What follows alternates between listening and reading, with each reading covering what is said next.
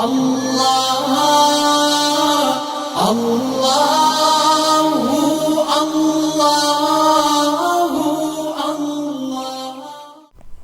رب اشرح لی صدری ویسر لی امری واحلل عقدۃ من لسانی یفقہوا قولی رب زدنی علما رب یسر ولا تعسر اعوذ باللہ من الشیطان الرجیم بسم اللہ الرحمن الرحیم۔ لاسٹ ٹائم جو آیات ہم لوگوں نے پڑھی وہ 29 سے 35 تک بنی اسرائیل اور اہل کتاب کا ذکر ہم نے پڑھا، ان کے خلاف جہاد کا حکم، یہاں تک کہ جزیہ دے کر اسلام کی بالادستی تسلیم کر لیں، اور پھر بتایا گیا کہ یہ وہ لوگ ہیں جو کہ اپنے منہ کی پھونکوں سے اللہ کے نور کو بجھانا چاہتے ہیں، یعنی یہ دین کے مخالف لوگ اس طرح سے دین کے خلاف ہیں اور نبی صلی اللہ علیہ وسلم کے خلاف اس طرح سے سازشیں کر رہے تھے۔ ان کے دوسرے قصور جو ہیں وہ تو خیر ہم اور صورتوں میں پڑھ چکے ہیں کہ اپنے علماء اور درویشوں کو انہوں نے اپنا رب بنا لیا تھا، خود کوئی علم نہیں رکھتے تھے،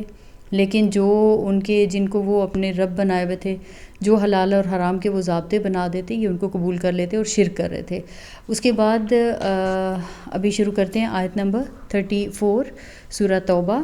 اللہ رب العزت فرماتا ہے، پارہ نمبر 10، اللہ رب العزت فرماتا ہے کہ اے ایمان والو، ان اہل کتاب کے اکثر علماء اور درویشوں کا حال یہ ہے کہ وہ لوگوں کے مال باطل طریقوں سے کھاتے ہیں اور انہیں اللہ کی راہ سے روکتے ہیں۔ دردناک سزا کی خوشخبری دو ان کو جو سونے اور چاندی جمع کر کے رکھتے ہیں اور انہیں اللہ کی راہ میں خرچ نہیں کرتے۔ ایک دن آئے گا کہ اسی سونے چاندی پر جہنم کی آگ دہکائی جائے گی اور پھر اسی سے ان لوگوں کی پیشانیوں اور پہلوؤں اور پیٹھوں کو داغا جائے گا۔ یہ ہے وہ خزانہ جو تم نے اپنے لیے جمع کیا تھا، لو اب اپنی سمیٹی ہوئی دولت کا مزہ چکھو۔ یعنی ظالم صرف یہی ستم نہیں کرتے کہ فتوے بیچتے ہیں، رشوتیں کھاتے ہیں، نذرانے لوٹتے ہیں، ایسے مذہبی ضابطے اور رسمیں یہ ایجاد کرتے ہیں کہ جن سے لوگ اپنی نجات ان سے خریدیں، اور ان کا مرنا جینا، شادی، غم، کچھ بھی ان کو کھلائے بغیر نہیں ہو سکے۔ اپنی قسمتیں بنانے اور بگاڑنے کا ٹھیکیدار وہ ان کو سمجھ لیتے ہیں، اور یہ ایسی ایک جہالت ہے، آج بھی اس طرح کی جہالت جو ہے نا ہمارے یہاں پھیلی ہوئی ہے۔ اللہ تعالیٰ رحم کرے، ہم لوگ قرآن کو پڑھنے کی جو ہے نا وہ تردد ہی نہیں کرتے ہیں، نہ دین کو خود سیکھنے کی کوشش کرتے ہیں، بس کہتے ہیں کہ جو ہمیں نا پکی پکائی مل جاتی ہم اس پہ بیٹھ جائیں اور بس خود کچھ نہ کرنا پڑے۔ کچھ ٹائم پہلے، شاید سال 2 سال پہلے کی بات ہے، کہ ایک نیوز پڑھی تھی اور نیوز پیپر میں پڑھی تھی کہ کراچی میں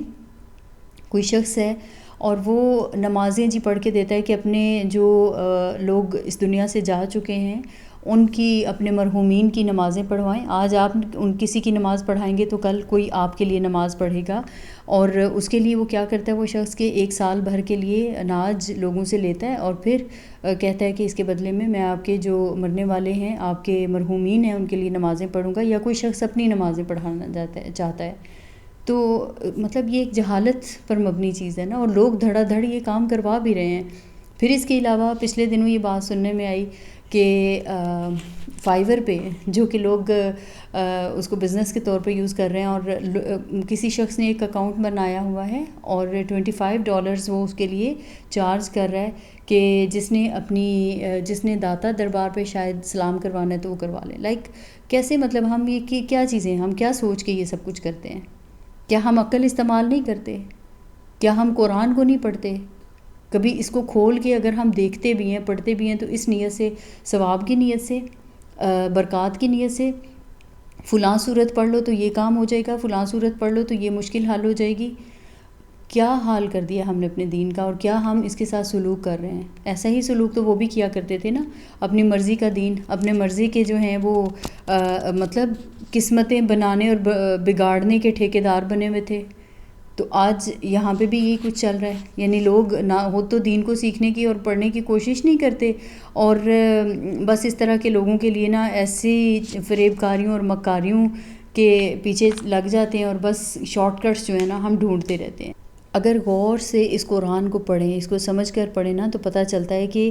بنی اسرائیل کے جو تھے نا لوگ، انہوں نے بھی کچھ ایسا ہی حال کیا تھا۔ ہم سے پہلی جو امت تھی جن کو امامت کے منصب سے معزول کر دیا گیا تھا، اللہ تعالیٰ نے کھول کے بتا دیا کیا کیا غلطیاں انہوں نے کی تھیں جن وجہ سے ان کو معزول کیا گیا، کہیں تم ان لوگوں میں نہ پڑ جانا اور وہ غلطیاں نہ تم دہرانا۔ لیکن میں دیکھ رہی ہوں ہم لوگ جب قرآن پڑھتے ہیں، سمجھتے ہیں، ہم لوگ بھی وہی سب کچھ کر رہے ہیں۔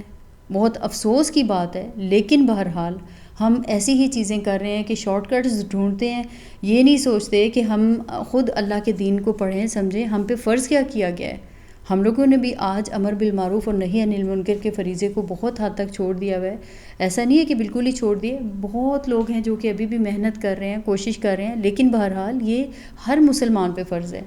اچھا جی، اس کے بعد اللہ تعالیٰ کیا فرماتا ہے کہ حقیقت یہ ہے کہ مہینوں کی تعداد جب سے اللہ نے آسمان اور زمین کو پیدا کیا ہے، اللہ کے نوشتے میں 12 ہی ہے، اور ان میں سے 4 مہینے حرام ہیں۔ یہی ٹھیک ضابطہ ہے، لہٰذا ان 4 مہینوں میں اپنے اوپر ظلم نہ کرو۔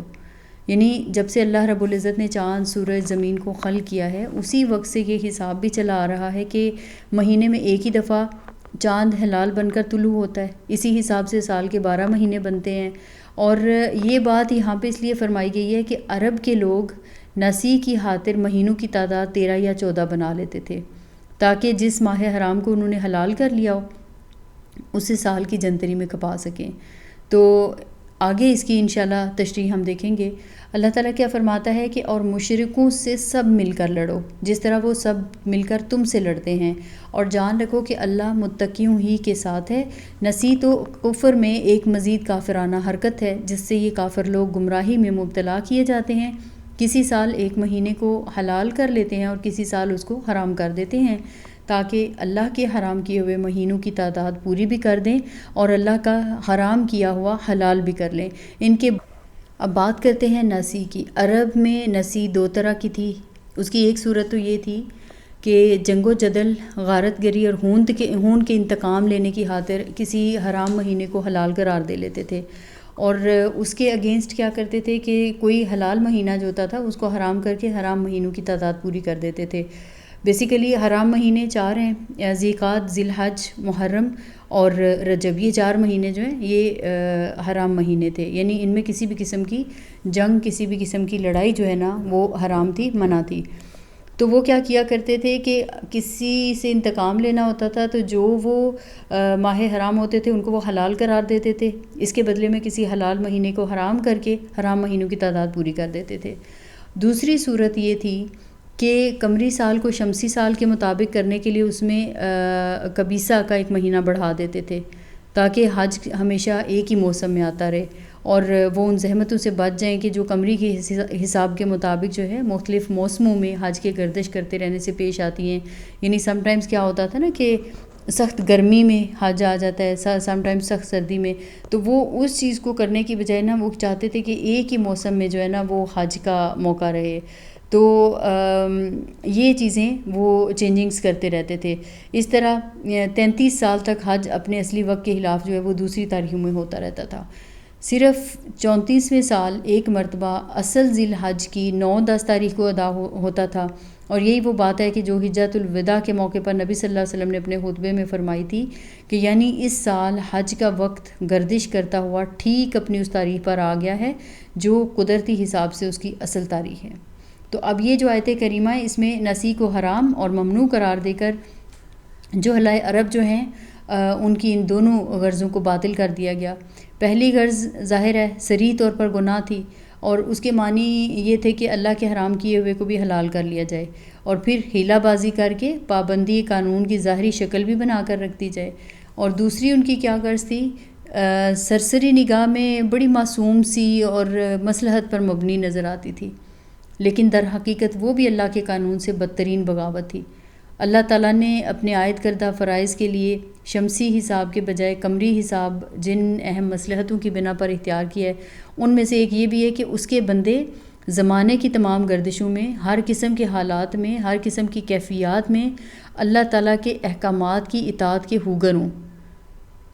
فار ایگزامپل رمضان ہے، رمضان کبھی گرمی میں آتا ہے، کبھی برسات میں، کبھی سردیوں میں، اور جو اہل ایمان ہیں وہ ان سب بدلتے ہوئے حالات میں بھی روزے رکھ کر فرما برداری کا ثبوت دیتے ہیں، بہترین اخلاقی تربیت بھی پاتے ہیں۔ ہم لوگ اس کو بھی نہیں کر سکتے کہ جی اب بھی اگر سخت گرمی ہے تو بھی روزے چھوڑ دیں اور آپ فلاں مہینے میں جو ہے نا اس کو کر لیں کہ فلاں مہینے میں جب سردی آئے گی نا پھر روزے رکھ لیں۔ کچھ ٹائم پہلے یہ بھی سننے میں آیا تھا کہ بعض لوگ نا یہ چیز بھی کر رہے ہیں، تو یہ سخت گناہ کی بات ہے۔ اس کے بعد اور یہ یہودیوں کا طرز عمل تھا اسلام اس چیز سے منع کرتا ہے، قرآن اس چیز سے منع کر رہا ہے۔ اس کے بعد اللہ تعالیٰ کیا فرماتا ہے کہ اے لوگو جو ایمان لائے ہو، تمہیں کیا ہو گیا کہ جب تم سے اللہ کی راہ میں نکلنے کے لیے کہا گیا تو تم زمین سے چمٹ کر رہ گئے؟ کیا تم نے آخرت کے مقابلے میں دنیا کی زندگی کو پسند کر لیا؟ ایسا ہے تو تمہیں معلوم ہو کہ دنیوی زندگی کا یہ سب سر و سامان آخرت میں بہت تھوڑا نکلے گا۔ تم نہ اٹھو گے تو خدا تمہیں دردناک سزا دے گا اور تمہاری جگہ کسی اور گروہ کو اٹھائے گا، اور تم اللہ کا کچھ بھی نہ بگاڑ سکو گے۔ وہ ہر چیز پر قدرت رکھتا ہے۔ تم نے اگر نبی صلی اللہ علیہ وسلم کی مدد نہ کی تو کچھ پرواہ نہیں، اللہ اس کی مدد اس وقت کر چکا ہے جب کافروں نے اسے نکال دیا تھا، جب وہ صرف 2 میں کا دوسرا تھا، جب وہ دونوں غار میں تھے، جب وہ اپنے ساتھی سے کہہ رہا تھا غم نہ کر، اللہ ہمارے ساتھ ہے۔ اس وقت اللہ نے اس پر اپنی طرف سے سکون قلب نازل کیا اور ان کی مدد ایسے لشکروں سے کی جو تم کو نظر نہ آتے تھے، اور کافروں کا بول نیچا کر دیا، اور اللہ کا بول تو اونچا ہی ہے۔ اللہ زبردست و دانا اور بینا ہے۔ نکلو خواہ ہلکے ہو یا بوجھل، اور جہاد کرو اللہ کی راہ میں اپنے مالوں اور اپنی جانوں کے ساتھ، یہ تمہارے لیے بہتر ہے اگر تم جانو۔ یعنی ہلکے اور بوجھل کے الفاظ جو ہے نا، یہ بہت سارے وسیع مفہوم رکھتے ہیں۔ مثلاً جب نکلنے کا حکم ہو چکا ہے تو بہرحال تم کو نکلنا ہے، چاہے تم دل سے نکلو، چاہے خوشی سے، چاہے تم خوش نہیں بھی ہو، خوشحالی میں ہو، تنگی میں ہو، ساز و سامان کی کثرت کے ساتھ نکلو یا بے سر و سامانی کے ساتھ، موافق حالات ہیں یا ناموافق ہیں، تم تندرست ہو، جوان ہو یا ضعیف اور کمزور ہو، جب حکم آ گیا نا تو پھر تمہیں نکلنا ہے، اور یہی تمہارے لیے بہتر بھی ہے۔ تو اے نبی صلی اللہ علیہ وسلم، اگر فائدہ سہل الحصول ہوتا اور سفر ہلکا ہوتا تو وہ ضرور تمہارے پیچھے چلنے پر آمادہ ہو جاتے، مگر ان پر تو یہ راستہ بہت کٹھن ہو گیا۔ اب وہ اللہ کی قسم کھا کھا کر کہیں گے کہ اگر ہم چل سکتے تو یقیناً تمہارے ساتھ چلتے۔ وہ اپنے آپ کو ہلاکت میں ڈال رہے ہیں، اللہ خوب جانتا ہے کہ وہ جھوٹے ہیں۔ اے نبی صلی اللہ علیہ وآلہ وسلم، اللہ تمہیں معاف کرے، تم نے کیوں انہیں رخصت دے دی؟ تمہیں چاہیے تھا کہ خود رخصت نہ دیتے تاکہ ان پر کھل جاتا کہ کون لوگ سچے ہیں، اور جھوٹوں کو بھی تم جان لیتے۔ اللہ تعالیٰ فرماتا ہے کہ جو لوگ اللہ اور روز آخرت پر ایمان رکھتے ہیں وہ تو کبھی تم سے یہ درخواست نہ کریں گے کہ انہیں اپنی جان اور مال کے ساتھ جہاد کرنے سے معاف رکھا جائے۔ اللہ متقیوں کو خوب جانتا ہے۔ ایسی درخواستیں تو صرف وہی لوگ کرتے ہیں جو اللہ اور روز آخرت پر ایمان نہیں رکھتے، جن کے دلوں میں شک ہے اور وہ اپنے شک ہی میں متردد ہو رہے ہیں۔ یہ آیت نمبر 42 سے 127 تک یہ طویل تذکرہ ہے منافقین کا، اور اس تذکرے کو پڑھتے ہوئے ہمیں چوکنا رہنا چاہیے، اپنے ایمان کا جائزہ لیتے رہنا چاہیے۔ یہ لوگ بیسیکلی بلا عذر جہاد سے رخصت چاہتے ہیں، ان کا ماضی بھی داغدار ہے، اور فرمایا کہ یہ نکلتے ہیں تو مسلمانوں کے اندر بد دلی پھیلاتے ہیں، مسلمانوں کا بھلا ہو تو انہیں رنج ہوتا ہے، نقصان ہو تو یہ خوش ہوتے ہیں۔ اس بارے میں کیا اللہ تعالیٰ فرماتا ہے کہ اگر واقعی ان کا ارادہ نکلنے کا ہوتا تو وہ اس کے لیے کچھ تیاری کرتے، لیکن اللہ کو ان کا اٹھنا پسند ہی نہیں تھا۔ یعنی بادل نہاستہ یہ اٹھنا اللہ کو پسند نہیں تھا، کیونکہ جب وہ جہاد میں شرکت کے جذبے اور نیت سے ہی حالی تھے، ان کے اندر دین کی سربلندی کے لیے دل و جان سے کچھ کرنے کی خواہش ہی نہیں تھی، تو ڈیفینیٹلی وہ صرف اور صرف مسلمانوں کی شرما شرمی بددلی کے ساتھ یا کسی شرارت کی نیت سے اٹھتے، اور یہ چیز ہزار خرابیوں کا موجب ہوتی، جیسا کہ بعد والی آیات میں پھر ڈیٹیل میں بتایا گیا ہے۔ تو اللہ تعالیٰ فرماتا ہے کہ اس لیے کہ اس نے انہیں سست کر دیا اور کہہ دیا گیا کہ بیٹھ رہو بیٹھنے والوں کے ساتھ، اگر وہ تمہارے ساتھ نکلتے تو تمہارے اندر خرابی کے سوا کسی چیز کا اضافہ نہ کرتے، وہ تمہارے درمیان فتنہ پردازی کے لیے دوڑ دھوپ کرتے، اور تمہارے گروہ کا حال یہ ہے کہ ابھی اس میں بہت سے لوگ ایسے موجود ہیں جو ان کی باتیں کان لگا کر سنتے ہیں۔ اللہ ان ظالموں کا خوب جانتا ہے۔ اس سے پہلے بھی ان لوگوں نے فتنہ انگیزی کی کوششیں کی ہیں اور تمہیں ناکام کرنے کے لیے یہ ہر طرح کی تدبیروں کا الٹ پھیر کر چکے ہیں، یہاں تک کہ ان کی مرضی کے خلاف حق آ گیا اور اللہ کا کام ہو کر رہا۔ ان میں سے کوئی ہے جو کہتا ہے کہ مجھے رخصت دے دیجئے اور مجھ کو فتنے میں نہ ڈالیے۔ سن رکھو، فتنے ہی میں تو یہ لوگ پڑے ہوئے ہیں اور جہنم نے ان کافروں کو گھیر رکھا ہے۔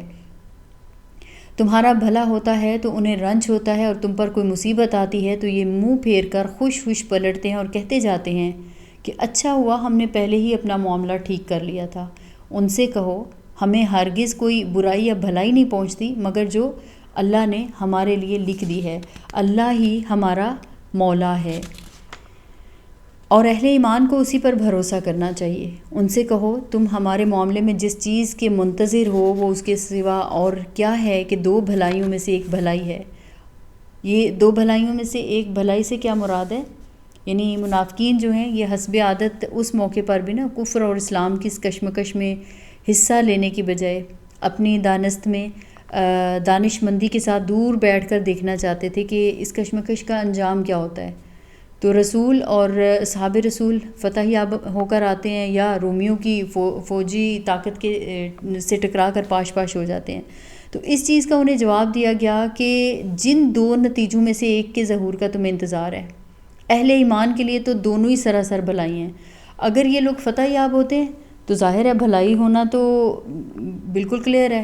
لیکن اگر اپنے مقصد کی راہ میں جانیں لڑاتے ہوئے سب کے سب بھی شہید ہو جاتے ہیں، تب بھی دنیا کی نگاہ میں چاہے یہ انتہائی ناکامی ہو لیکن حقیقت میں یہ ایک دوسری کامیابی ہے۔ اس لیے کہ مومن کی کامیابی اور ناکامی کا معیار یہ نہیں ہے کہ انہوں نے کچھ بڑی فتح کر لی ہے، کوئی ملک فتح کر لی ہے یا کوئی حکومت قائم کر دی ہے۔ ان کا معیار کیا ہے؟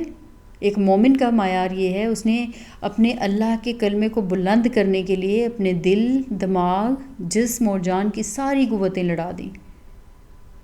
یہ کام اگر ایک مومن نے کر دیا نا تو بیسیکلی وہ کامیاب ہے، چاہے دنیا کے اعتبار سے اس کی یہ ساری کوششوں کا نتیجہ جو ہے نا یہ 0 ہی کیوں نہ ہو، مومن ہمیشہ کامیاب ہے۔ تو اللہ تعالیٰ فرماتا ہے کہ اور ہم تمہارے معاملے میں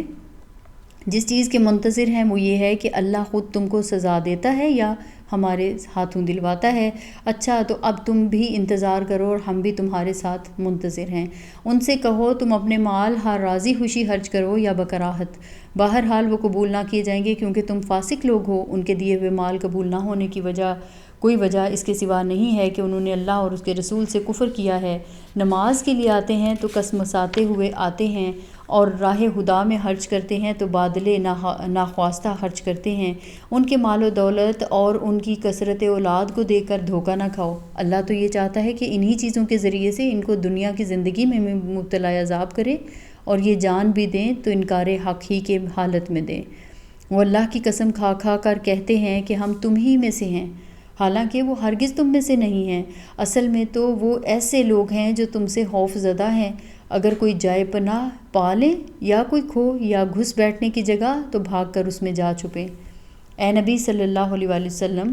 ان میں سے بعض لوگ صدقات کی تقسیم میں تم پر اعتراضات کرتے ہیں، اگر اس مال میں سے انہیں کچھ دے دیا جائے تو خوش ہو جائیں اور نہ دیا جائے تو بگڑنے لگتے ہیں۔ کیا اچھا ہوتا کہ اللہ اور رسول نے جو کچھ بھی انہیں دیا تھا اس پر وہ راضی رہتے اور کہتے کہ اللہ ہمارے لیے کافی ہے، وہ اپنے فضل سے ہمیں اور بہت کچھ دے گا اور اس کا رسول بھی ہم پر عنایت فرمائے گا۔ ہم اللہ ہی کی طرف نظر جمائے ہوئے ہیں۔ یہ صدقات تو دراصل فقیروں اور مسکینوں کے لیے ہیں اور ان لوگوں کے لیے جو صدقات کے کام پر مامور ہوں اور ان کے لیے جن کی تالیف قلب مطلوب ہو، نیز یہ گردنوں کے چھڑانے اور قرض داروں کی مدد کرنے میں اور راہ خدا میں اور مسافر نوازی میں استعمال کرنے کے لیے ہیں۔ ایک فریضہ ہے اللہ کی طرف سے اور اللہ سب کچھ جاننے والا اور دانا اور بینا ہے۔ ان میں سے کچھ لوگ ہیں جو اپنی باتوں سے نبی کو دکھ دیتے ہیں اور کہتے ہیں کہ یہ شخص کانوں کا کچا ہے۔ کہو وہ تمہاری بھلائی کے لیے ایسا ہے، اللہ پر ایمان رکھتا اور اہل ایمان پر اعتماد کرتا ہے اور سراسر رحمت ہے ان لوگوں کے لیے جو تم میں سے ایماندار ہیں، اور جو لوگ اللہ کے رسول کو دکھ دیتے ہیں ان کے لیے دردناک سزا۔ اب منافقین نبی صلی اللہ علیہ وسلم پر بہت سی چیزیں، بہت سے عیب باندھتے تھے۔ ان میں سے ایک بات یہ بھی تھی کہ رسول اللہ صلی اللہ علیہ وسلم ہر شخص کی سن لیتے تھے، ہر ایک کو اپنی بات کہنے کا موقع دیا کرتے تھے۔ اب یہ جو خوبی ہے وہ ان منافقوں کی نگاہ میں عیب تھی۔ کیا کہتے تھے کہ آپ صلی اللہ علیہ وسلم نعوذ باللہ کانوں کے کچے ہیں، جس کا دل چاہتا ہے آپ صلی اللہ علیہ وسلم کے پاس پہنچ جاتا ہے، جس طرح چاہتا ہے بات کر لیتا ہے، تو آپ صلی اللہ علیہ وسلم اس کی بات مان لیتے ہیں۔ تو زیادہ تر چرچا ایسے الزام کا اس لیے کیا جاتا تھا کہ جو سچے اہل ایمان ہیں وہ ان منافقین کی سازشوں، ان کی شرارتوں، ان کی مخالفانہ باتوں کا جو حال ہے وہ نبی صلی اللہ علیہ وسلم تک پہنچا دیا کرتے تھے۔ تو اس کا نتیجہ یہ ہوتا کہ یہ لوگ سیخ پا ہو جاتے اور کہتے کہ آپ ہم جیسے شرفا اور معززین کے خلاف ہر کنگلے اور ہر فقیر کی دی ہوئی خبروں پر یقین کر لیتے ہیں۔ تو اس طریقے سے نا وہ ہمیشہ فساد پھیلایا کرتے تھے۔ اللہ تعالیٰ کیا یہاں پہ ارشاد فرماتا ہے کہ یہ لوگ تمہارے سامنے قسمیں کھاتے ہیں تاکہ تمہیں راضی کریں، حالانکہ اگر یہ مومن ہیں تو اللہ اور رسول اس کے زیادہ حقدار ہیں کہ یہ ان کو راضی کرنے کی فکر کریں۔ کیا انہیں معلوم نہیں ہے کہ جو اللہ اور اس کے رسول کا مقابلہ کرتا ہے اس کے لیے دوزخ کی آگ ہے جس میں وہ ہمیشہ رہے گا؟ یہ بہت بڑی رسوائی ہے۔ یہ منافق ڈر رہے ہیں کہ کہیں مسلمانوں پر کوئی ایسی صورت نہ نازل ہو جائے جو ان کے دلوں کے بھید کھول کر رکھ دے۔ اے نبی صلی اللہ علیہ وسلم ان سے کہیے اور مذاق اڑاؤ، اللہ اس چیز کو کھول دینے والا ہے جس کے کھل جانے سے تم ڈرتے ہو۔ اگر ان سے پوچھو کہ تم کیا باتیں کر رہے تھے تو جھٹ کہہ دیں گے ہم تو ہنسی مذاق اور دل لگی کر رہے تھے۔ ان سے کہو کیا تمہاری ہنسی دل لگی اللہ اور اس کی آیات اور اس کے رسول ہی کے ساتھ تھی؟ اب عذر نہ تراشو، تم نے ایمان لانے کے بعد کفر کیا ہے، اور اگر ہم نے تم میں سے ایک گروہ کو معاف کر بھی دیا تو دوسرے گروہ کو تو ہم ضرور سزا دیں گے کیونکہ وہ مجرم ہے۔ منافق مرد اور منافق عورتیں سب ایک دوسرے کے ہم رنگ ہیں، برائی کا حکم دیتے ہیں اور بھلائی سے منع کرتے ہیں، اور اپنے ہاتھ خیر سے روکے رکھتے ہیں۔ یہ اللہ کو بھول گئے تو اللہ نے بھی انہیں بھلا دیا، یقیناً یہ منافق ہی فاسق ہیں۔ ان منافق مردوں اور عورتوں اور کافروں کے لیے اللہ نے آتش دوزخ کا وعدہ کیا ہے جس میں وہ ہمیشہ رہیں گے، وہی ان کے لیے موزوں ہے، ان پر اللہ کی پھٹکار ہے اور ان کے لیے قائم رہنے والا عذاب ہے۔ تم لوگوں کے رنگ ڈھنگ وہی ہیں جو تمہارے پیش روؤں کے تھے، وہ تم سے زیادہ زور آور اور تم سے بڑھ کر مال اور اولاد والے تھے، پھر انہوں نے دنیا میں اپنے حصے کے مزے لوٹ لیے اور تم نے بھی اپنے حصے کے مزے اسی طرح لوٹے جیسے انہوں نے لوٹے تھے، اور ویسی ہی بحثوں میں تم بھی پڑے جیسی بحثوں میں وہ پڑے تھے۔ سو ان کا انجام یہ ہوا کہ دنیا اور آخرت میں ان کا سب کیا دھرا ضائع ہو گیا اور وہی خسارے میں ہیں۔ کیا ان لوگوں کو اپنے پیش روؤں کی تاریخ نہیں پہنچی؟ نوح کی قوم، عاد، سمود، ابراہیم کی قوم، مدین کے لوگ اور وہ بستیاں جنہیں الٹ دیا گیا، ان کے رسول ان کے پاس کھلی کھلی نشانیاں لے کر آئے، پھر یہ اللہ کا کام نہ تھا کہ ان پر ظلم کرتا، مگر وہ آپ ہی اپنے اوپر ظلم کرنے والے تھے۔ یعنی ان کی تباہی، ان کی بربادی اس وجہ سے نہیں ہوئی کہ اللہ تعالیٰ کو ان کے ساتھ کوئی دشمنی تھی یا اللہ رب العزت چاہتا تھا کہ انہیں تباہ کرے۔ دراصل انہوں نے خود اپنے لیے وہ طرز زندگی پسند کیا جو انہیں بربادی کی طرف لے جانے والا تھا۔ اللہ تعالیٰ نے تو انہیں سوچنے، سمجھنے اور سنبھلنے کا پورا موقع دیا، ان کی فہمائش کے لیے رسول بھیجے، رسولوں کے ذریعے سے ان کو غلط روی کے برے نتائج سے آگاہ کیا، کھول کھول کر نہایت واضح طریقے سے اللہ نے ان کو بتا دیا کہ فلاح کا راستہ کون سا ہے، ہلاکت اور بربادی کا راستہ کون سا ہے۔ لیکن جب انہوں نے اصلاح حال کے کسی بھی موقع سے فائدہ نہیں اٹھایا، ہلاکت کی راہ پر چلنے پر ہی اصرار کیا، تو ظاہر ہے یہ انجام تو ان کا ہونا تھا جو بلاہر ہو کر رہا۔ اور یہ ظلم ان پر اللہ تعالیٰ نے نہیں کیا، یہ ظلم انہوں نے خود اپنے اوپر کیا ہے۔ اللہ رب العزت فرماتا ہے کہ مومن مرد اور مومن عورتیں یہ سب ایک دوسرے کے رفیق ہیں، بھلائی کا حکم دیتے اور برائی سے روکتے، نماز قائم کرتے ہیں، زکوٰۃ دیتے ہیں اور اللہ اور اس کے رسول صلی اللہ علیہ وسلم کی اطاعت کرتے ہیں۔ یہ وہ لوگ ہیں جن پر اللہ کی رحمت نازل ہو کر رہے گی، یقیناً اللہ سب پر غالب اور حکیم اور دانا ہے۔ ان مومن مردوں اور عورتوں سے اللہ کا وعدہ ہے کہ انہیں ایسے باغ دے گا جن کے نیچے نہریں بہتی ہوں گی اور وہ ان میں ہمیشہ رہیں گے۔ ان سدا بہار باغوں میں ان کے لیے پاکیزہ قیام گاہیں ہوں گی، اور سب سے بڑھ کر یہ کہ اللہ کی خوشنودی انہیں حاصل ہوگی، یہی بڑی کامیابی ہے۔ منافقین کا پہلے حال بتایا گیا ہے کہ یہ مسلمانوں کا کوئی بھلا ہوتا ہے تو انہیں رنج ہوتا ہے، نقصان پہنچتا ہے تو یہ خوش ہوتے ہیں، نماز کے لیے جب آتے ہیں تو کسمساتے ہوئے آتے ہیں، مال خرچ کرتے ہیں تو بادل نخواستہ خرچ کرتے ہیں، اور صدقات کی تقسیم کے حوالے سے پھر رسول اللہ صلی اللہ علیہ وسلم پر اعتراضات کرتے ہیں۔ نبی صلی اللہ علیہ وسلم کو اپنی باتوں سے یہ لوگ دکھ دیتے تھے، اپنی وفاداری کے بارے میں قسمیں کھاتے تھے، لیکن ڈرتے رہتے تھے کہ کہیں کوئی صورت نہ نازل ہو جائے جو ان کے دل کے بھید کھول دے۔ انتہائی بزدل تھے، ظاہر ہے جو منافق ہوتا ہے وہ بہت بزدل ہوتا ہے، مال سے محبت کرنے والے تھے۔ پھر درمیان میں اللہ تعالیٰ نے جگہ جگہ ان کے لیے دردناک عذاب کی بشارت دی ہے۔ یہیں پر صدقات کی تقسیم کا بھی اللہ رب العزت نے ضابطہ بتا دیا ہے کہ یہ زکوٰۃ اور صدقات کن کن لوگوں کے لیے ہیں۔ سب سے پہلے بتایا گیا کہ فقیروں یعنی کہ حاجت مندوں کے لیے ہیں، بیوہ وغیرہ جو ہیں ان لوگوں کے لیے ہیں، مسکینوں کے لیے ہیں، اس کے بعد وہ سفید پوش جو مانگتے نہیں پر مشکل حالات میں ہوتے ہیں، صدقات کا کام کرنے پر معمور لوگ۔ پھر بتایا گیا کہ حکومت مالداروں سے اکٹھی کرے اور ضرورت مندوں پر خرچ کرے، اور اس میں ایک مد ایسے لوگوں کے لیے تنہائے ہیں جو کہ یہ سارا کام کرتے ہیں، تالیف قلب کے لیے، غلاموں کی آزادی کے لیے، قرض داروں کی مدد کے لیے، دین کے غلبے کے لیے کی جانے والی جد و جہد اور نیکی کے کام، مسافروں کے لیے۔ اب یہ جو آیات ہیں نا، ان میں اللہ تعالیٰ نے زکوٰۃ خرچ کرنے کا ضابطہ بتا دیا ہے۔ نبی کریم صلی اللہ علیہ وسلم اور خلفائے راشدین نے یہ سارا نظام قائم کیا۔ اس کے بعد آیت نمبر 66 سے 72 تک جو ہے یہ سارا تقابل بتایا گیا ہے منافقین اور مومنین کا۔ منافقین جو ہیں یہ ہم رنگ ہیں، برائی کا حکم دیتے ہیں، بھلائی سے روکتے ہیں، اپنے ہاتھ خیر سے روکے رکھتے ہیں۔ اللہ تعالیٰ فرماتا ہے کہ یہ اللہ کو بھول گئے اور اللہ نے ان کو بھلا دیا، اور یہ بھی ان کی صفت بتائی گئی کہ برائی کے پروان چڑھنے سے یہ لوگ خوش ہو جاتے ہیں، نیکی غالب آئے تو ان کو سانپ سونگھ جاتا ہے۔ اس کے اپوزٹ جو صورتحال بتائی، اب دیکھیں یہ جو سب سے پہلے منافقین کی ہے نا، ہم اپنے ارد گرد دیکھتے رہتے ہیں کہ کس طرح سے بعض مخصوص حالات میں نیکیاں دبائی جاتی ہیں، برائیوں کو کس طرح سے ابھارا جاتا ہے۔ تو اللہ تعالیٰ کیا نصیحت کرتا ہے کہ اپنے پیش رو جو ہیں ان سے سبق حاصل کرو، ان کے رنگ ڈھنگ اختیار نہ کرو، جو انہوں نے اپنے حصے کے مزے لوٹے تم بھی اسی طرح سے مزے لوٹ رہے ہو۔ ایسی بحثوں میں نہ پڑو جیسی بحثوں میں وہ پڑے تھے، ان کا کیا دھرا سب ضائع ہو گیا، تو کہیں ایسا نہ ہو کہ تمہارا بھی کیا دھرا جو ہے یہ سب ضائع ہو جائے۔ ٹھیک ہے، یہ اللہ تعالیٰ ہمیں نصیحت کر رہے ہیں، اور اللہ تعالیٰ نے بار بار ہمیں سکھایا ہے۔ قرآن میں جتنے واقعات ہمیں بتائے جا رہے ہیں نا، یہ اسی لیے اللہ تعالیٰ چاہتا ہے کہ اس کے بندے ان نصیحتوں سے سبق حاصل کریں، ان سے سیکھیں، اور اللہ کی رضا کے حقدار بنیں، جہنموں کے حقدار نہ بنیں۔ پھر اس کے بعد اللہ تعالیٰ کیا فرماتا ہے کہ یہ لوگ جن چیزوں میں پڑ گئے تھے نا، مال اور اولاد میں غرق ہو کر دین کے بارے میں شک و شبہات پھیلانا، یہ سارے کام آج کل بھی دیکھیں ہم دیکھ رہے ہیں، سر عام دیکھ رہے ہیں کہ کچھ دین کے بارے میں شکوک و شبہات پھیلائے جا رہے ہیں، میڈیا چینلز پر، اخبارات میں یہ ساری چیزیں ہو رہی ہیں۔ ان سارے تذکروں سے ہمیں عبرت حاصل کرنے کی ضرورت ہے۔ اس کے بعد مومنین کی تعریف کی گئی ہے، مومنوں کا منافقین سے تقابل کیا گیا ہے۔ بتایا گیا کہ مومن جو ہے نا، یہ ایک دوسرے کے رفیق ہوتے ہیں، بھلائیوں کا حکم دیتے ہیں، برائی سے روکتے ہیں، نماز قائم کرتے ہیں، زکوٰۃ دیتے ہیں،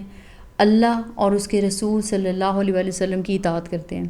اللہ تعالیٰ ان سے راضی ہوگا، یعنی کہ یہ وہ لوگ ہیں جو کہ عملی مسلم ہیں، صرف دعوے کی حد تک زبانی کلامی یہ مسلم نہیں ہیں، زبان سے حالی دعوے نہیں کرتے ہیں، یہ عملاً مسلمان ہیں۔ منافق جو ہیں یہ کون ہوتے ہیں؟ جو صرف زبانی اسلام کا اعلان کرتے رہتے ہیں، ان کا کوئی عمل جو ہے اسلام کے مطابق نہیں ہوتا، ان کے مقاصد جو ہیں، زندگی کے مقاصد ہیں، وہ الگ الگ ہوتے ہیں۔ تو یہ دو گروہ ہیں، ایک گروہ شیطان اور اس کے حواریوں کا ہے جو اپنے مفادات چاہتے ہیں، اور دین کی سربلندی ان لوگوں کو ایک آنکھ نہیں بھاتی، اور دوسرا مومنین کا گروہ ہے، ان کی زندگی کا مقصد رضا الہی کا حصول ہے، اور یہ گروہ جو ہے یہ اللہ اور اس کے رسول صلی اللہ علیہ وسلم کا فرما بردار گروہ ہے۔ اگلی آیات میں منافقین اور کفار دونوں سے جہاد کا حکم ہے۔ آیت نمبر 73 میں اللہ تعالیٰ کیا فرماتا ہے کہ اے نبی صلی اللہ علیہ وسلم، کفار اور منافقین دونوں کا پوری قوت سے مقابلہ کرو اور ان کے ساتھ سختی سے پیش آؤ۔ آخر کار ان کا ٹھکانہ جہنم ہے اور وہ بدترین جائے قرار ہے۔ یہ لوگ اللہ کی قسم کھا کھا کر کہتے ہیں کہ ہم نے وہ بات نہیں کہی، حالانکہ انہوں نے ضرور وہ کافرانہ بات کہی ہے۔ وہ اسلام لانے کے بعد کفر کے مرتکب ہوئے اور انہوں نے وہ کچھ کرنے کا ارادہ کیا جسے کر نہ سکے۔ اب وہ بات کیا تھی؟ بات یہ تھی جس طرف یہ اشارہ کیا گیا ہے، یقینی معلومات تو بہرحال نہیں پتہ ہیں، لیکن بہرحال روایات میں متعدد ایسی کافرانہ باتوں کا ذکر آیا ہے کہ جو اس زمانے میں منافقین نے کی تھی۔ مثلاً ایک منافق کے متعلق مروی ہے کہ اس نے اپنے عزیزوں میں سے ایک مسلمان نوجوان کے ساتھ گفتگو کرتے ہوئے کہا، اگر واقعی وہ سب کچھ برحق ہے جو یہ شخص یعنی کہ رسول اللہ صلی اللہ علیہ وسلم ان کے بارے میں بتایا کہ پیش کرتا ہے، تو ہم سب گدھوں سے بھی بدتر ہیں۔ ایک اور روایت میں ہے کہ تبوک کے سفر میں ایک جگہ نبی صلی اللہ علیہ وسلم کی اونٹنی گم ہو گئی، مسلمان اس کو تلاش کرتے پھر رہے تھے، تو اس پر بھی منافقوں کے گروہ نے اپنی مجلس میں بیٹھ کر خوب مذاق اڑایا اور آپس میں کہا کہ یہ حضرت تو آسمان کی خبریں تو خوب سناتے ہیں، لیکن ان کو اپنی اونٹنی کی کچھ خبر نہیں ہے کہ وہ اس وقت کہاں ہیں۔ تو ایسی وہ نا فضول باتیں اور اس طرح کی کافرانہ باتیں کہتے تھے. تو اللہ فرماتا ہے کہ وہ اسلام لانے کے بعد کفر کے مرتکب ہوئے اور انہوں نے وہ کچھ کرنے کا ارادہ کیا جسے کر نہ سکے. یہ ان کا سارا غصہ اسی بات پر ہے کہ اللہ اور اس کے رسول صلی اللہ علیہ وسلم نے اپنے فضل سے ان کو غنی کر دیا ہے. اب اگر یہ اپنی روش سے باز آ جائیں تو انہی کے لیے بہتر ہے، اور اگر یہ باز نہ آئے تو اللہ ان کو نہایت دردناک سزا دے گا، دنیا میں بھی اور آخرت میں بھی، اور زمین میں کوئی نہیں جو ان کا حمایتی اور مددگار ہو. اچھا، ایک اور چیز کہ یہ جو منافقین نے بات کی تھی کہ عزت والا مدینے جا کر ذلیل کو باہر نکال دے گا، اور یہ بات عبداللہ بن ابی نے کہی تھی. عبداللہ بن ابی جو ہے اس کے بیٹے مدینہ پہنچ کر تلوار لے کر کھڑے ہو گئے اور کہا کہ عزت اللہ اور اس کے رسول صلی اللہ علیہ وسلم کی ہے، تم مدینہ داخل نہیں ہو سکتے. تو پھر وہ نبی کریم صلی اللہ علیہ وسلم کی اجازت سے مدینہ میں داخل ہو سکتے. اللہ رب العزت ارشاد فرماتا ہے ان میں سے بعض ایسے بھی ہیں جنہوں نے اللہ سے عہد کیا تھا کہ اگر اس نے اپنے فضل سے ہم کو نوازا تو ہم خیرات کریں گے اور صالح بن کر رہیں گے، مگر جب اللہ نے اپنے فضل سے ان کو دولت مند کر دیا تو وہ بخل پر اتر آئے اور اپنے عہد سے ایسے پھرے کہ انہیں اس کی پرواہ تک نہیں ہے. نتیجہ یہ نکلا کہ ان کی اس بدعہدی کی وجہ سے جو انہوں نے اللہ کے ساتھ کی اور اس جھوٹ کی وجہ سے جو وہ بولتے رہے، اللہ نے ان کے دلوں میں نفاق بٹھا دیا جو اس کے حضور ان کی پیشی کے دن تک ان کا پیچھا نہ چھوڑے گا. کیا یہ لوگ جانتے نہیں ہیں کہ اللہ کو ان کے مخفی راز ان کی پوشیدہ سرگوشیاں تک معلوم ہیں، اور وہ تمام غیب کی باتوں سے پوری طرح باخبر ہے. وہ جانتا ہے ان کنجوس دولت مندوں کو جو برضا اور رغبت دینے والے اہل ایمان کی مالی قربانیوں پر باتیں چھانٹتے ہیں اور ان لوگوں کا مذاق اڑاتے ہیں جن کے پاس راہ خدا میں دینے کے لیے اس کے سوا کچھ نہیں ہے جو وہ اپنے اوپر مشقت برداشت کر کے دیتے ہیں. اللہ ان مذاق اڑانے والوں کا مذاق اڑاتا ہے اور ان کے لیے دردناک سزا ہے. اے نبی صلی اللہ علیہ وسلم، تم ایسے لوگوں کے لیے معافی کی درخواست کرو یا نہ کرو. اگر تم 70 مرتبہ بھی انہیں معاف کر دینے کی درخواست کرو گے تو اللہ ہرگز انہیں معاف نہیں کرے گا، اس لیے کہ انہوں نے اللہ اور اس کے رسول صلی اللہ علیہ وسلم کے ساتھ کفر کیا ہے، اور اللہ فاسق لوگوں کو راہ نجات نہیں دکھاتا. یعنی اللہ تعالیٰ کیا فرماتا ہے کہ اللہ ان منافقین کو معاف نہیں کرے گا چاہے آپ 70 مرتبہ بھی ان کی معافی کے لیے درخواست کریں. ان کی نماز جنازہ نہ پڑھانے کا حکم دیا گیا اور مومنین کا نقشہ کھینچا کہ وہ جہاد پر جانے کے لیے بےتاب ہوتے ہیں، جبکہ نبی صلی اللہ علیہ وسلم سامان جہاد نہ ہونے کی وجہ سے انہیں واپس بھیجتے تو ان کی آنکھوں میں آنسو جاری ہو جاتے. تو یہ کس طریقے سے قرآن اس کو کن الفاظ میں کوٹ کرتا ہے کہ جن لوگوں کے پیچھے رہ جانے کی اجازت دے دی گئی تھی وہ اللہ کے رسول کا ساتھ نہ دینے اور گھر بیٹھے رہنے پر خوش ہوئے، اور انہیں گوارا نہ ہوا کہ اللہ کی راہ میں جان اور مال سے جہاد کریں. انہوں نے لوگوں سے کہا کہ اس سخت گرمی میں نہ نکلو، ان سے کہو کہ جہنم کی آگ اس سے زیادہ گرم ہے، کاش انہیں اس کا شعور ہوتا. اب چاہیے کہ یہ لوگ ہنسنا کم کریں اور روئیں زیادہ، اس لیے کہ جو بدی یہ کماتے رہے ہیں اس کی جزا ایسی ہی ہے کہ انہیں اس پر رونا چاہیے. اگر اللہ ان کے درمیان تمہیں واپس لے جائے اور آئندہ ان میں سے کوئی گروہ جہاد کے لیے نکلنے کی تم سے اجازت مانگے تو صاف کہہ دینا اب تم میرے ساتھ ہرگز نہیں چل سکتے اور نہ میری معیت میں کسی دشمن سے لڑ سکتے ہو. تم نے پہلے بیٹھ رہنے کو پسند کیا تھا تو اب گھر بیٹھنے والوں ہی کے ساتھ بیٹھے رہو، اور آئندہ ان میں سے جو کوئی مرے اس کی نماز جنازہ بھی تم ہرگز نہ پڑھنا اور نہ کبھی اس کی قبر پر کھڑے ہونا، کیونکہ انہوں نے اللہ اور اس کے رسول صلی اللہ علیہ وسلم کے ساتھ کفر کیا ہے اور وہ مرے ہیں اس حال میں کہ وہ فاسق تھے. یہ تبوک سے واپسی پر کچھ زیادہ مدت نہیں گزری تھی کہ عبداللہ بن ابی جو منافقوں کا سردار ہے وہ مر گیا. اس کے بیٹے عبداللہ بن عبداللہ جو کہ مخلص مسلمانوں میں سے تھے، نبی صلی اللہ علیہ وسلم کی خدمت میں حاضر ہوئے اور کفن میں لگانے کے لیے نبی رحمت صلی اللہ علیہ وسلم کا کرتا مانگا تو نبی پاک صلی اللہ علیہ وسلم نے کمال فرح دلی کے ساتھ وہ عطا کر دیا. پھر انہوں نے درخواست کی کہ یا رسول اللہ صلی اللہ علیہ وسلم آپ ہی اس کی نماز جنازہ پڑھائیں، تو آپ صلی اللہ علیہ وسلم اس کے لیے بھی تیار ہو گئے. حضرت عمر نے اصرار کیا، عرض کی یا رسول اللہ صلی اللہ علیہ وسلم کیا آپ اس شخص پر نماز جنازہ پڑھیں گے جو یہ اور یہ اور یہ کر چکا ہے؟ لیکن رسول اللہ صلی اللہ علیہ وسلم ان کی یہ سب باتیں سن کر مسکراتے رہے اور اپنی اس رحمت کی بنا پر جو دوست دشمن سب کے لیے عام تھی، نبی پاک صلی اللہ علیہ وسلم نے اس بدترین دشمن کے حق میں بھی دعائے مغفرت کی آخر جب آپ صلی اللہ علیہ وسلم نماز پڑھانے کھڑے ہو ہی گئے تو یہ آیات نازل ہوئیں اور براہ راست حکم خداوندی سے آپ صلی اللہ علیہ وسلم کو روک دیا گیا، کیونکہ اب یہ مستقل پالیسی مقرر کی جا چکی تھی کہ مسلمانوں کی جماعت میں منافقین کو کسی طرح بھی پنپنے نہ دیا جائے، کوئی کام ایسا نہ کیا جائے جس سے اس گروہ کی ہمت افزائی ہو۔ اللہ رب العزت فرماتا ہے کہ ان کی مالداری اور ان کی کثرت اولاد تم کو دھوکے میں نہ ڈالے۔ اللہ نے تو ارادہ کر لیا ہے کہ اس مال اور اولاد کے ذریعے سے ان کو اسی دنیا میں سزا دے اور ان کی جانیں اس حال میں نکلیں کہ وہ کافر ہوں۔ جب کبھی کوئی صورت اس مضمون کی نازل ہوئی کہ اللہ کو مانو اور اس کے رسول کے ساتھ مل کر جہاد کرو، تو تم نے دیکھا کہ جو لوگ ان میں سے صاحب مقتدرت تھے وہی تم سے درخواست کرنے لگے کہ انہیں جہاد کی شرکت سے معاف رکھا جائے، اور انہوں نے کہا کہ ہمیں چھوڑ دیجئے کہ ہم بیٹھنے والوں کے ساتھ ہیں۔ ان لوگوں نے گھر بیٹھنے والیوں میں شامل ہونا پسند کیا اور ان کے دلوں پر ٹھپا لگا دیا گیا، اس لیے ان کی سمجھ میں اب کچھ نہیں آتا۔ بخلاف اس کے رسول صلی اللہ علیہ وسلم نے اور ان لوگوں نے جو رسول کے ساتھ ایمان لائے تھے اپنی جان اور مال سے جہاد کیا، اور اب ساری بھلائیاں انہی کے لیے ہیں اور وہی فلاح پانے والے ہیں۔ اللہ نے ان کے لیے ایسے باغ تیار کر رکھے ہیں جن کے نیچے نہریں بہہ رہی ہیں اور ان میں وہ ہمیشہ رہیں گے۔ یہ ہے عظیم الشان کامیابی۔ بدوی عربوں میں سے بہت سے لوگ آئے جنہوں نے عذر کیے تاکہ انہیں بھی پیچھے رہ جانے کی اجازت دی جائے۔ اس طرح بیٹھ رہے وہ لوگ جنہوں نے اللہ اور اس کے رسول سے ایمان کا جھوٹا عہد کیا تھا۔ ان بدویوں میں سے جن لوگوں نے کفر کا طریقہ اختیار کیا ہے، عن قریب وہ دردناک سزا سے دوچار ہوں گے۔ ضعیف اور بیمار لوگ اور وہ لوگ جو شرکت جہاد کے لیے راہ نہیں پاتے اگر پیچھے رہ جائیں تو کوئی حرج نہیں، جبکہ خلوص دل کے ساتھ اللہ اور اس کے رسول کے وفادار ہوں۔ ایسے محسنین پر اعتراض کی کوئی گنجائش نہیں ہے، اور اللہ درگزر کرنے والا اور رحم فرمانے والا ہے۔ اسی طرح ان لوگوں پر بھی کوئی اعتراض کا موقع نہیں ہے جنہوں نے خود آ کر تم سے درخواست کی تھی کہ ہمارے